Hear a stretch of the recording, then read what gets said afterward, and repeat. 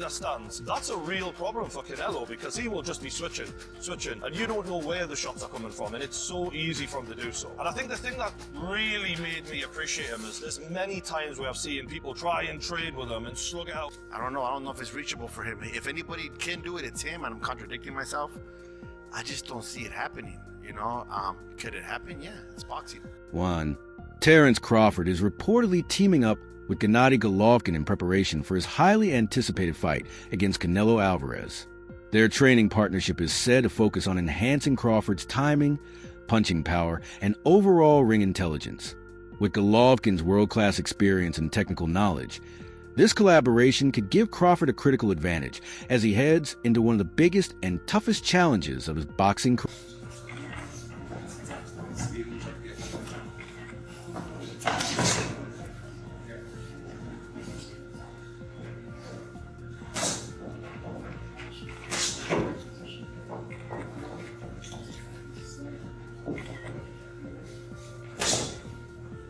When boxing analysts study Terence Crawford, they don't see just another fighter.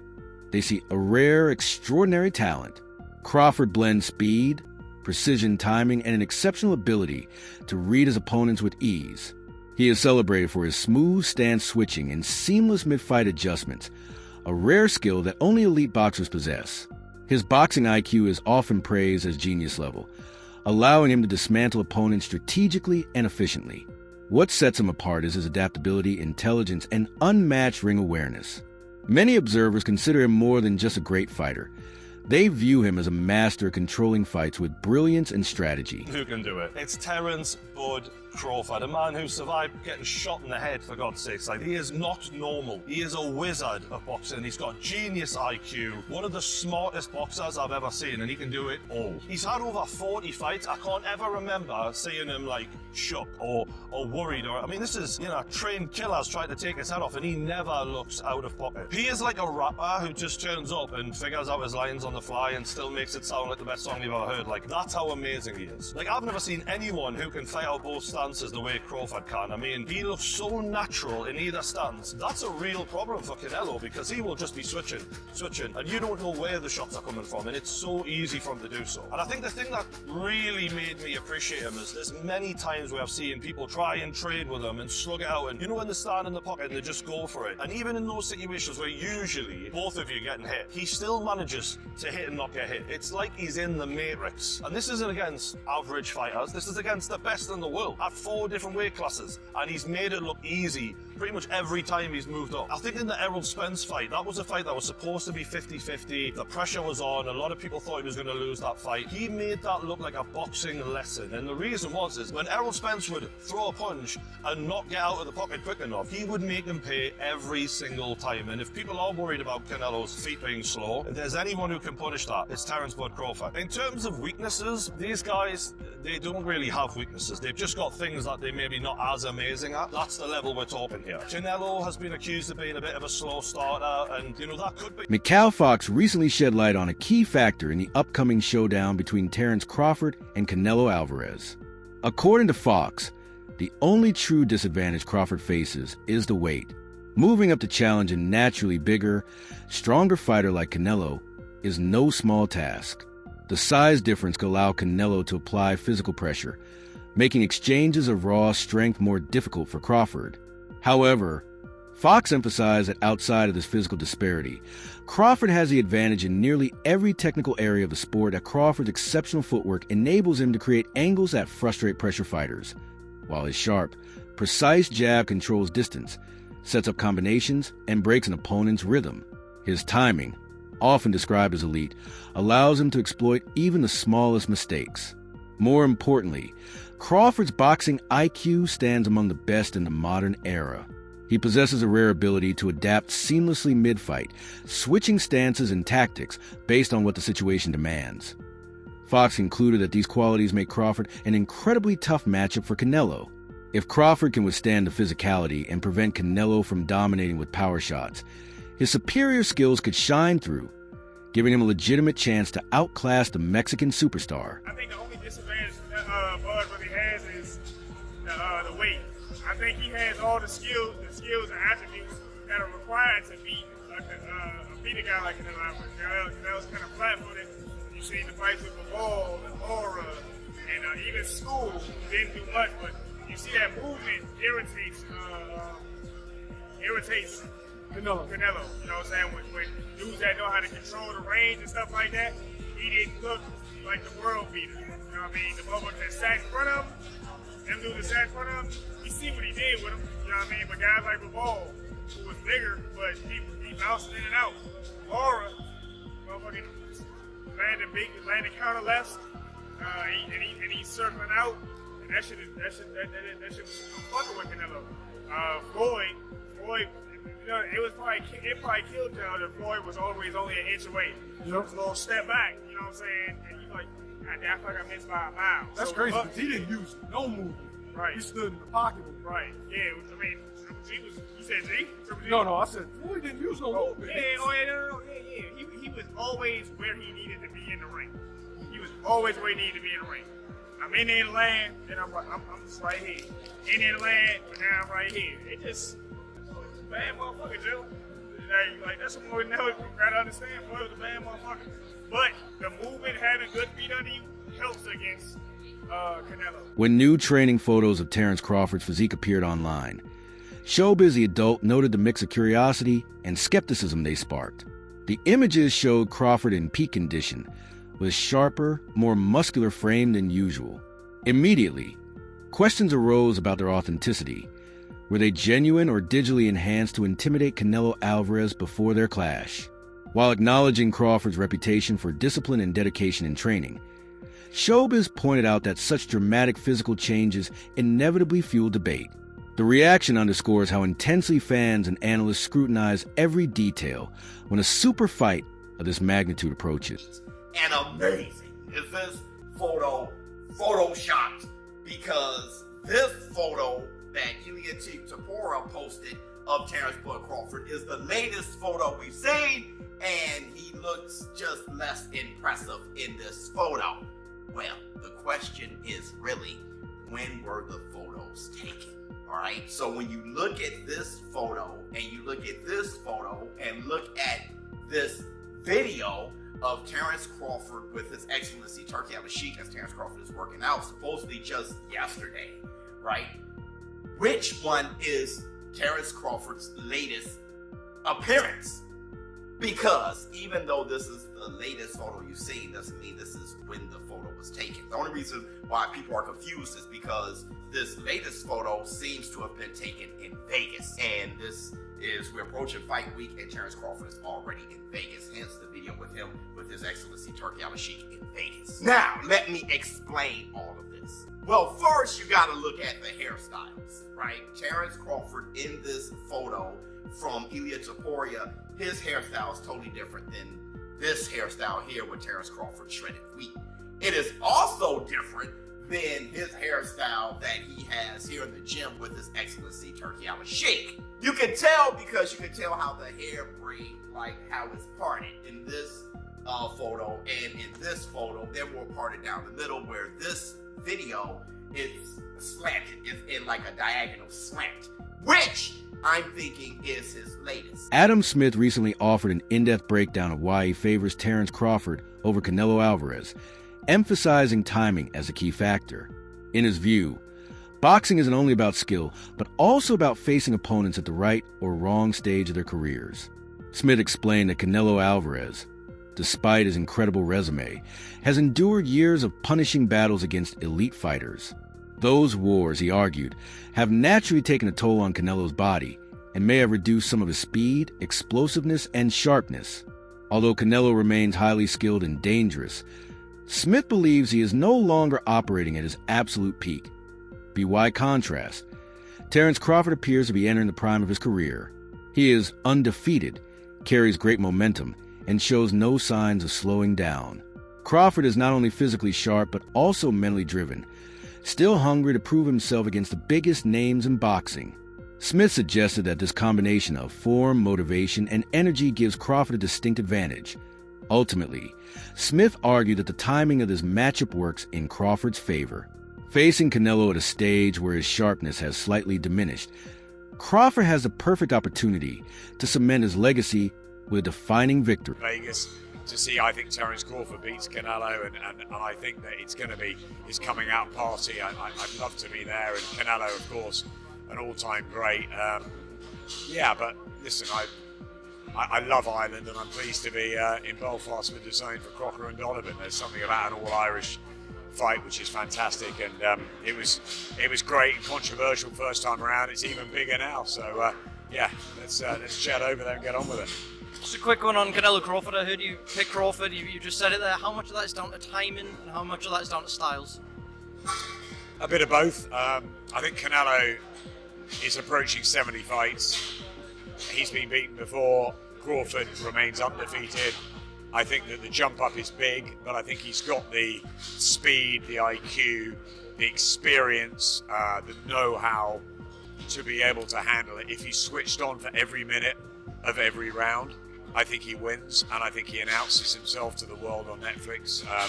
And I think he deserves it. I think Terence Crawford's only been really known to the trade fans.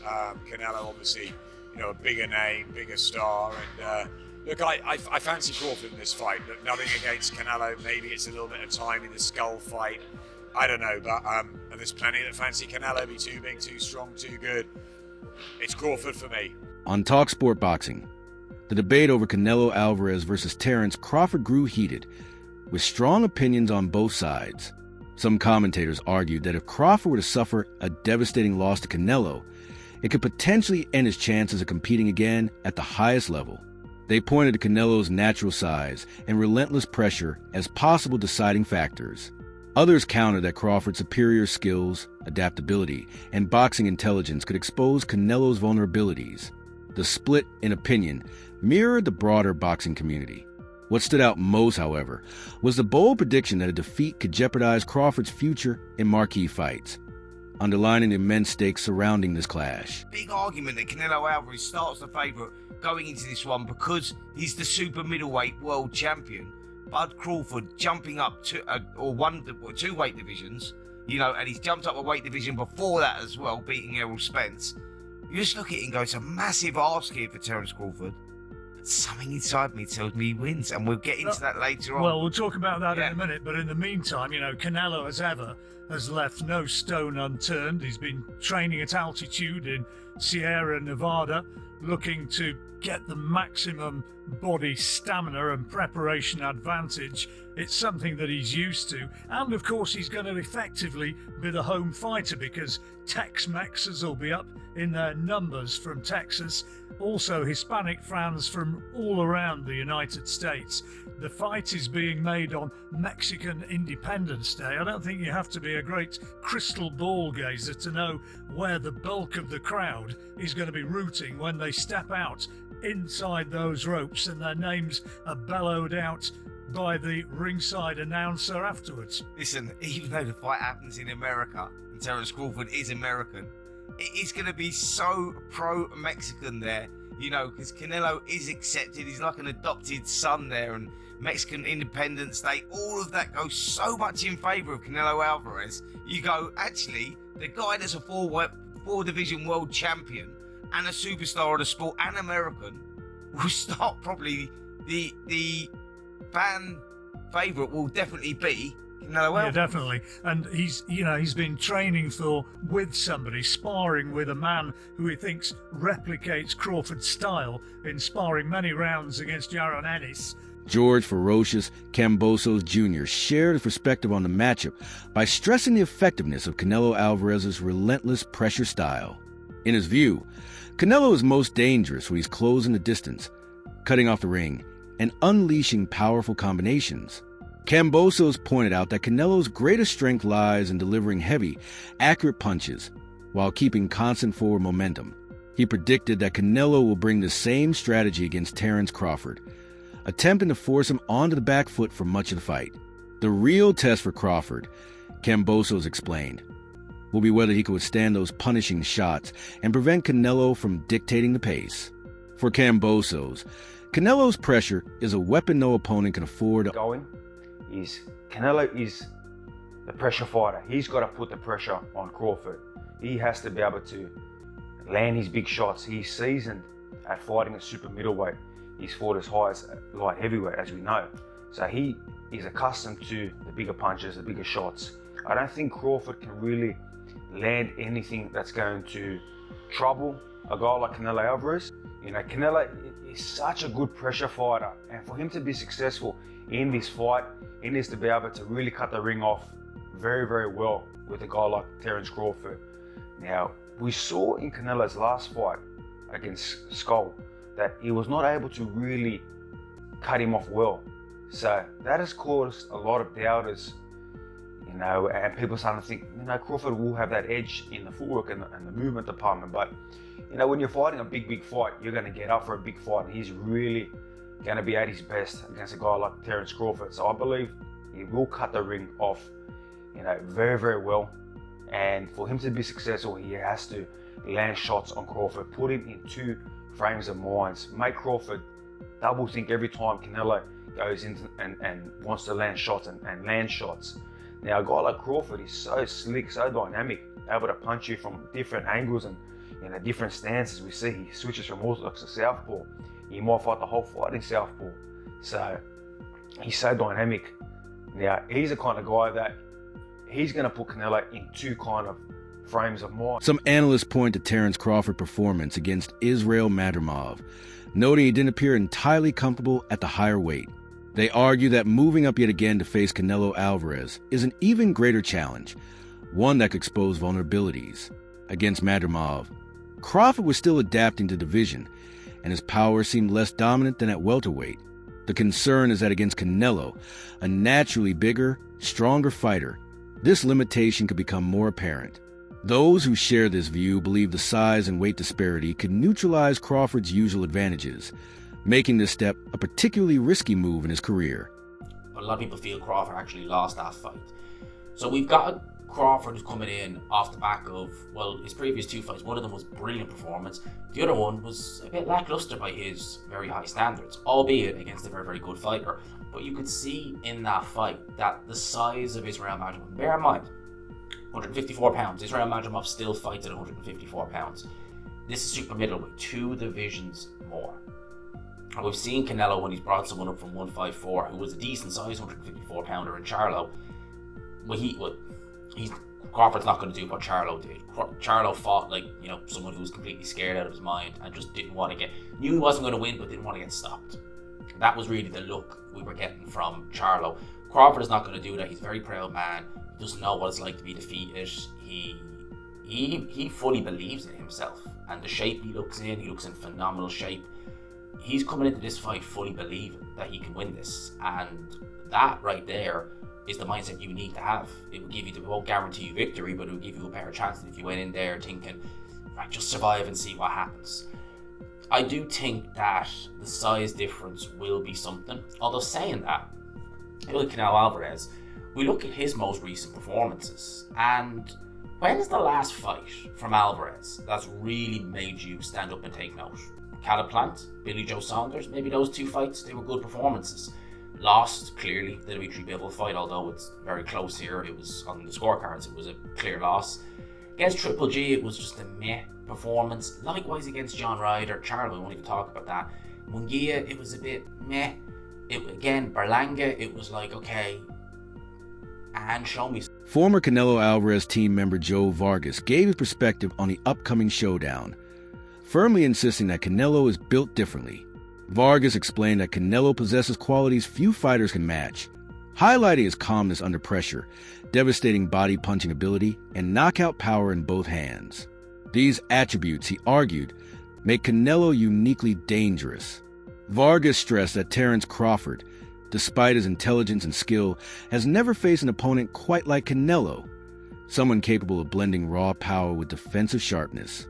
He believes this matchup will test Crawford in ways he hasn't experienced before. For Vargas, the fight represents more than just another bout. It's Canelo's opportunity to prove he remains one of boxing's most complete champions. This is the first time I pick it. I'm going to go with Canelo on this one. Why is that? They're both great at what they do. I'm going against Maggie. I heard everything she said right now. She's right on the money on all that stuff, but Crawford has done a lot of great things at a smaller weight. You know, that jump is I don't know. I don't know if it's reachable for him. If anybody can do it, it's him, and I'm contradicting myself. I just don't see it happening. You know, could it happen? Yeah, it's boxing. But I just think Canelo's too good at the little things. And what's Crawford's game plan gonna be? You know, that's what's gonna define the fight to me. Do you think Canelo knocks him out? No, but I think, well, if that's the only way I think he's going to win. I think he wants to make a statement. I was going back and forth about Canelo. Like, everybody talks about, like, for example, when Berlanga fought Shiraz. Did I say it right? Shiraz? Berlanga was engaging with Shiraz. He wasn't engaging with Canelo much, you know? Same thing with Ryder. He didn't engage with Canelo. Munguia did. And it's like, you fight people different. Crawford's not going to fight him the same way he's fought everybody else. Yeah. That's all for today's video. Stay tuned for next,